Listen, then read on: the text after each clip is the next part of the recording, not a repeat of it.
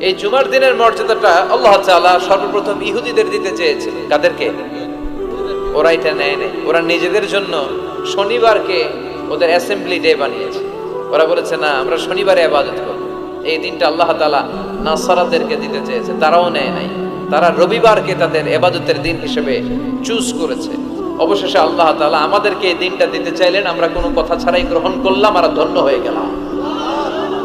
জুমার দিনটা আমাদের দিন, গাদান মানে তারপরের দিন শনিবার হচ্ছে ইহুদিদের জন্য, আর রবিবার হচ্ছে খ্রিস্টানদের জন্য। আর আমাদেরকে জুমার দিন দিয়ে খুশি হয়ে গেলেন কে?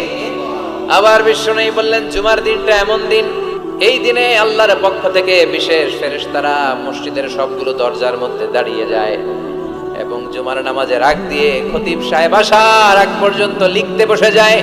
কে কে মসজিদে ঢুকে নামগুলো তারা কাউন্ট করে, এন্ট্রি করে। সর্বপ্রথম জুমার সালাত আদায়ের জন্য যে মসজিদে ঢুকে